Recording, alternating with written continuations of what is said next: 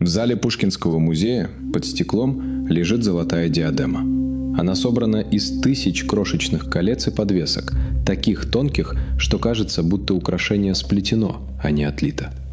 Рядом лежат серьги в форме корзинок, браслеты и бусины размером с рисовое зерно.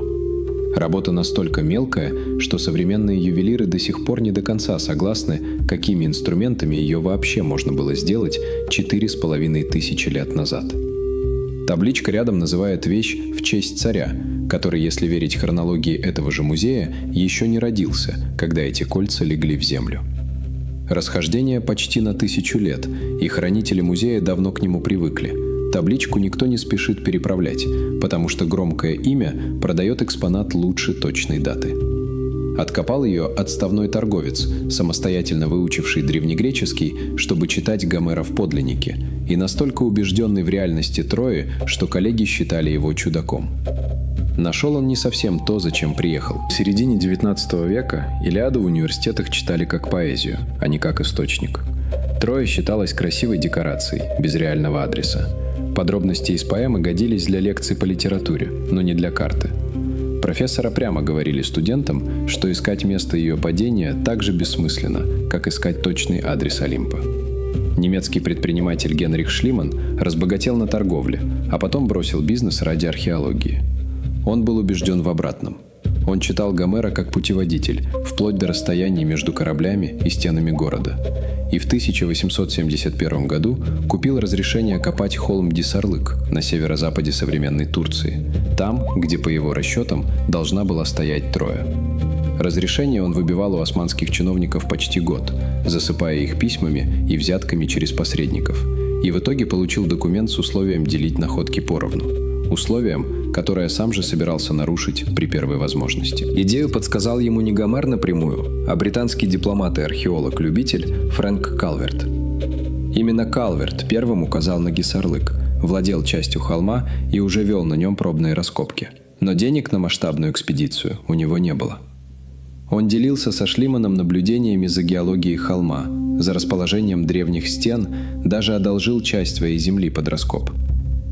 Шлиман приехал с состоянием и с амбициями, воспользовался этими наблюдениями и почти сразу забрал себе всю славу первооткрывателя, упомянув коллегу в книгах вскользь, одной строкой среди благодарностей. И ладно бы Шлиман просто хотел славы, этим никого не удивишь. Сильнее задевает другое. В переписке тех лет он благодарит Калверта абзацами, а в книге 1875 года «Троя и ее развалины» тот же Калверт умещается в одну вежливую строчку примечаний. Имя Калверта из популярной версии выпало на десятилетие и вернулось в нее только благодаря историкам следующего века, которые подняли переписку двух археологов. Копал Шлиман быстро и жестко, почти без описи слоев. Наемные рабочие срывали пласт за пластом широкой траншеей через весь холм, шириной местами в целую улицу, и каждый новый метр вглубь означал, что верхний слой просто исчезал в отвале без единой зарисовки. Именно так, по позднейшим оценкам, оказались снесены поздние городские стены, те самые, что могли принадлежать Трое времен Гомера. Рабочие просто сваливали грунт рядом с траншеей, не отделяя один век от другого, и в этих отвалах намертво исчез как минимум один поздний слой, тот самый, что мог рассказать о войне Гомера. Спешка же и довела траншею до нижних, нетронутых пластов. 31 мая 1873 года, по собственному рассказу Шлимана, он выравнивал стену траншеи рядом с тем, что назвал дворцом Приама, и заметил отблеск металла за куском меди. Он тут же отправил рабочих на обеденный перерыв, боясь, что находку растащат по кускам, и принялся выковыривать ее большим ножом, рискуя обвалом подпорной стены. Под слоем окислившейся меди оказались золотые диадемы, серьги тончайшей работы, 6 браслетов и около 8750 мелких золотых колец и бусин, сыпанных, судя по всему, в истлевший деревянный ларец. Отдельно лежало оружие: наконечники копий, лезвия, боевой топор. Будто хозяин собирал не только украшения, но и все, что успел схватить в последний момент.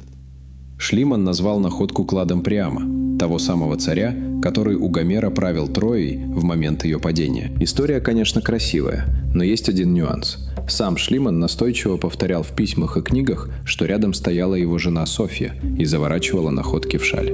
Дневники и переписка этой версии не подтверждают. В те дни Софья была в Греции, за сотни километров от траншеи. По другой версии, которую тот же Шлиман вбрасывал в другой раз, часть украшений жена вынесла с раскопа, спрятав в собственной одежде. Золото от этого не становится поддельным, но верить Шлиману на слово после такой сцены уже боязно. Шлиман не стал дожидаться раздела трофеев с османскими чиновниками. Он тайно вывез основную часть клада через Грецию, спрятав его среди личных вещей и ящиков с обычной посудой, которые не вызывали у таможенников интереса. Как именно он это провернул, точно неизвестно до сих пор. Сам он оставил несколько разных версий побега, и ни одна не совпадает с другой в деталях маршрута. Османского чиновника, приставленного следить за раскопками, звали Амин Эфенди, и за то, что он проглядел вывоз золота, его посадили в тюрьму, хотя сам Шлиман отделался деньгами. Турецкие власти подали в суд в Афинах, и заседания растянулись на месяцы. Спорили не столько о золоте, сколько о самом принципе, кому вообще принадлежит земля под чужими царями. Добившись компенсации, Шлиман попросту выкупил у турецкой стороны долю за 10 тысяч золотых франков, а затем заплатил в несколько раз больше Стамбульскому музею, чтобы получить разрешение копать тот же холм дальше. Как будто штраф был не наказанием, а входным билетом. В 1877-м клад впервые показали публике в Лондоне, в музее Южного Кенсингтона. В 1881-м Шлиман передал коллекцию Берлину с условием, что она навсегда останется единым собранием. К этому моменту золото успело пересечь 3 страны за 10 лет. Для музейного экспоната это просто бешеная скорость. Большинство находок такого возраста не покидают запасников десятилетиями. Но когда археолог Карл Блегин в 20 веке заново выстроил стратиграфию холма слой за слоем, подпись под кладом перестала сходиться с датами. Слой, где лежал клад, отнесли к так называемой Трое II, примерно к 2400 году до нашей эры. Троянская война, если она вообще случилась в том виде, в каком ее помнит поэма, привязывается к куда более позднему слою, к Трое VII, и происходит примерно на 1200 лет позже. Золото, которое Шлиман назвал кладом Приама, старше самого Приама на срок, сопоставимый со всей историей от падения Рима до наших дней. Приама тогда попросту еще не было на свете. Гисарлык действительно оказался городом, который несколько раз горел, отстраивался заново и стоял ровно там, где его описывал Гомер, у входа в пролив Дарданеллы. Более поздние слои содержат следы разрушения и пожара, которые по времени примерно совпадают с той эпохой, к которой относят возможную войну. Правоту Шлимана почти 10 лет оспаривал отставной капитан артиллерии Эрнст Бетхер, уверявший, что на холме раскопан не город, а гигантский могильник сожженных тел. В 1889 году Шлиман сам пригласил на Гисарлык международную комиссию экспертов, чтобы закрыть спор при свидетелях, и комиссия признала – перед ней город. Шлиман лишь присвоил найденному в нем кладу не то имя и не тот век, а заодно так приукрасил день собственного триумфа, что распутывать его выдумки историки продолжают до сих пор. В записях Шлимана дата находки поплыла почти сразу. Американский исследователь Уильям Трейл сопоставил полевые записи с более поздними публикациями и обнаружил, что клад, поданный как единая находка одного дня, скорее всего собран из вещей, найденных в разное время и в разных местах раскопа. Один слиток мог лежать в одном углу траншеи, диадема в другом, а Шлиман объединил их в один драматический рассказ ради читателя и издателя. Даже дату находки сам Шлиман называл по-разному в разных книгах. В одном месте это 27 мая, в другом 31, и обе версии он приводил как точный факт, без единой оговорки. Сам Трейл в своих работах пошел дальше и назвал Шлимана закоренелым выдумщиком, который одинаково вольно обращался и с чужими фактами, и с собственной биографией. Резко, но по документам не так уж далеко от истины. Письма и дневники расходятся друг с другом слишком часто, чтобы списать это на обычную забывчивость. Клад хранился в Берлине до конца Второй мировой войны. Сначала в подвале банка, потом в бомбоубежище зоопарка. В 1945 году, когда советские войска брали Берлинскую зоопарковую башню, немецкий профессор Вильгельм Унферцакт сам передал коллекцию представителям Советского комитета по делам искусств. Он не прятал ящики и не пытался их вывести, а вышел навстречу и отдал все лично, надеясь этим спасти находки от стихийного разграбления солдатами, которые в те дни растаскивали из Берлина куда менее ценные вещи. Вещи благодаря этому не растащили поодиночке, но тот же жест на полвека похоронил золото в чужой стране, там, где о нем знали буквально 2 человека – директор Пушкинского музея и хранитель коллекции. Советский Союз десятилетиями делал вид, что клада попросту не существует. Ходили версии, что сокровища переплавили нацисты ради пенсионного фонда, что их держит частный коллекционер, что они вообще исчезли. Полвека музейного молчания закончилось благодаря архивной пыли, а не благодаря новым раскопкам. В начале 90-х российские искусствоведы Григорий Козлов и Константин Акинша получили доступ к архивам Министерства культуры. Годами сверяли служебную переписку музейных хранителей и в итоге опубликовали материалы о судьбе клада в зарубежной прессе. Публикация вышла за пределами страны, и историю было уже не замять. В 1995 году коллекцию впервые показали независимым немецким экспертам для проверки подлинности, а в 1996 клад Приама открыли для постоянного показа в Пушкинском музее. 2 года спустя российский парламент отдельным постановлением объявил находку собственностью государства, что вызвало новую волну протестов со стороны Германии.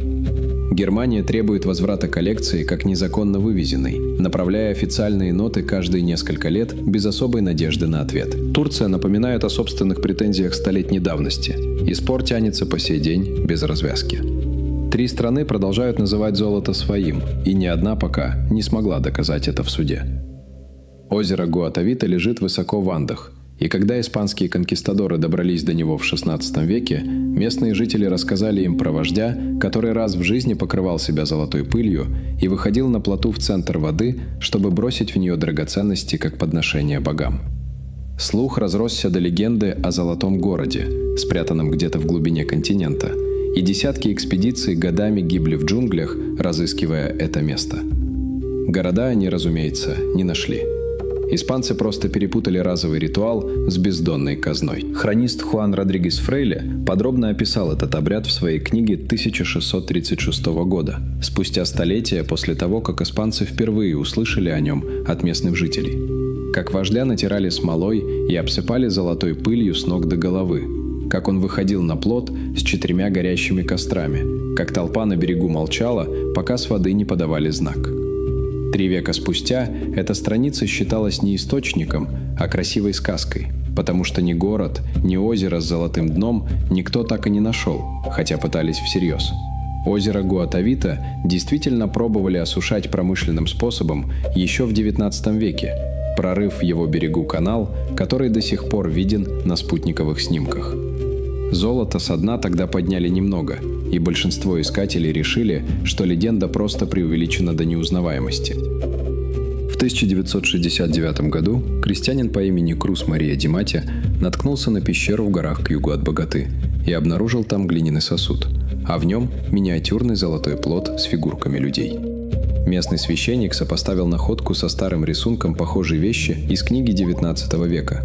Тем более похожий, что первый такой плот, найденный еще в 1856 году, был утрачен по пути в Германию во время пожара на корабле. Вождь стоит в центре нового плота, вокруг него гребцы и фигурки со знаменами, а весь ансамбль отлит из сплава золота с медью и серебром техникой утраченного воска. Сегодня эта вещь, длиной около 20 сантиметров и весом меньше 300 граммов, хранится в музее золота в Боготе. Обряд оказался настоящим. Города не оказалось. Народ муисков, придумавший этот ритуал, жил торговлей солью, а не золотодобычей. И все ценности, которые конкистадоры искали веками по континенту, лежали на дне нескольких озер в виде разовых подношений. Историки до сих пор спорят, сколько частей клада Приама Шлиман действительно нашел разом, а сколько лет собирал по кусочкам и объединил задним числом. По плоту муисков спор мягче, но тоже не закрыт. Одни исследователи считают, что он изображает именно церемонию у Гуатавиты, другие настаивают, что это могла быть похожая церемония в соседней общине. Диадема из первого кадра так и лежит в Москве под стеклом. Табличка рядом все так же называет чужое имя, и переписывать ее пока никто не спешит.